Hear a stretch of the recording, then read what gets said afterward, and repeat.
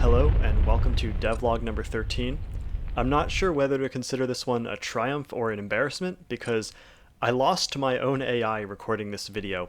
And it's a triumph because it means that I did a good enough job writing the AI so that it was able to beat me, but it's also a little embarrassing that I lost to a robot.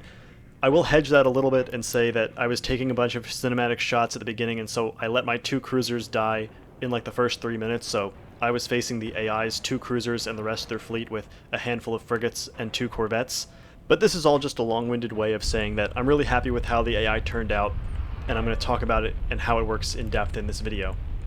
I spent 3 of the last 4 weeks that I had planned for this sprint on AI stuff. I expected to use this last week for AI also, but after the 3v1 multiplayer test, I had a list of about 40 items that I wanted to change or fix, so I really dedicated this last week to doing that. And since I wasn't working on AI this week, we also got a couple other things done that have been needed to get done for a while, including getting voice callbacks in the game. There are 31 callbacks that we added, and Marshall recorded something like 150 unique lines for those different callbacks, variations on the line and changing depending on the crew's status, so from calm to tense to panicked, and it really adds to the atmosphere of the game, though they're muted right now so I didn't have to talk over them in the devlog, but they sound really great, and if you want to see it, Marshall posted a video in the gallery on our Discord, link in the description if you're not part of our Discord, where you can check out what a battle sounds like with all the voice lines going, and it's really awesome. And the last non-AI thing that I did was I drone striked all the assets and content and writing for the Steam page, which is now pending Valve approval, so hopefully that'll be up next week and we'll put out an announcement about that, so keep an eye out. Now, the main event for the last 4 weeks is obviously AI. I did a bunch of research before getting started on this. Even before I did this sprint, I knew that this was coming, I knew I was going to have to do it, and so over the last couple months, I've just been doing research here and there on how I wanted to do it.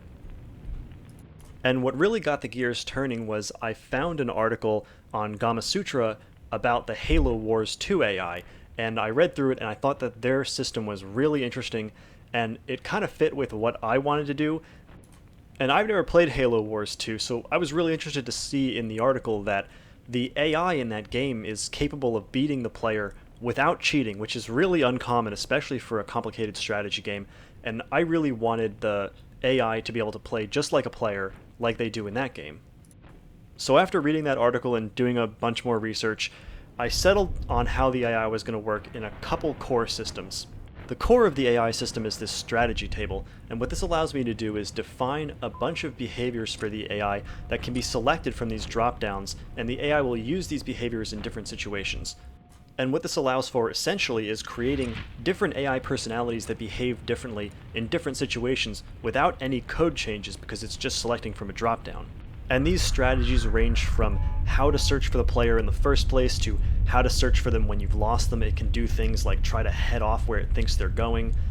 what ships it'll attack in what order, how to prioritize targets, how to do weapon selection, and how to move around when you're engaging the enemy versus just searching for them. I got to implement almost all of this. The only things that I didn't get to were how to handle jamming, which the AI really doesn't do well, so I didn't use any jamming in this battle because it doesn't react well to it right now. And then the advanced player behaviors like self-preservation, how to protect an HVU, a high-value unit, when to retreat, things like that. And these policies allow for pretty intelligent-seeming behavior. I'll give an example of the targeting policies, where the AI can be configured to either spread out all of its fire or always pick a priority target and focus fire on that. It can even keep its fire spread out, and then when it detects that one of the ships is heavily damaged, it can focus fire on that ship and try to take it out as quickly as possible, and then go back to spreading fire again. The hardest part of the AI behavior was really figuring out when the AI should use missiles, because a player can easily weigh the cost-benefit of this limited resource that they should use that can't be replenished, and the AI would just see a target and just dump all its missiles into it. So I created a couple policy options in order to prevent this, including a really conservative option which makes it so that the AI will only fire missiles at a formation when it thinks that most of the enemy's point defenses have been destroyed, so it gets the most bang for its buck out of its missiles. I'm really glad that I went with the strategy table option. It was really nice to just be able to select from a drop-down how I wanted the AI's behavior to change. I could even do this mid-fight. The only policy that isn't supported in terms of changing dynamically is the force division, because once the forces are split up into their task units, that doesn't change. And speaking of force division, one of the other really difficult things to do was figure out what ships were even good for what. Because even now, with the relatively small amount of modules and weapons that we want to have in the final game, there's so much configuration possibility for the ships that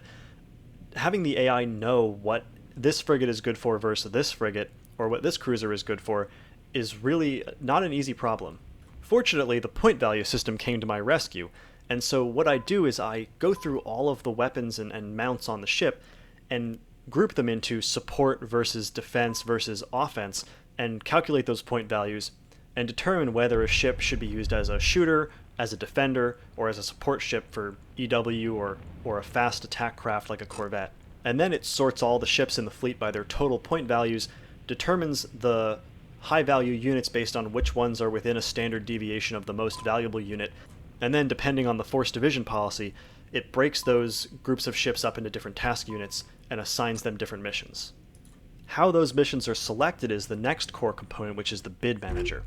The way the bidding system works is that the different task units will submit bids for what they think that they should be doing, whether they should just be searching, whether they should continue to attack, whether they should reinforce another task unit, and then all of those bids are racked and stacked based on what their priority is, which can be dynamic depending on how close the task unit is to what it wants to do, or what task units are in the most trouble, and then it will assign the bids that win to which task units are going to accomplish them. When it comes to the actual individual unit level control, there are two levels to that. The first is the task unit manager, which is taking all the ships under its command, taking all the targets in the area, prioritizing them, and then giving them to the individual AI captains, which then assign weapons to those targets based on the strategy table's policies.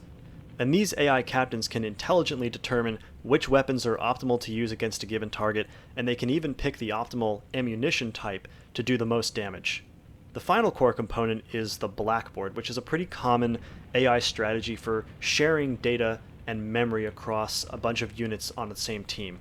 As I said at the beginning, it was really important to me that the AI should be able to win without cheating. So the AI only knows what a player would know based on its sensors, and it has to make all of its decisions based on that.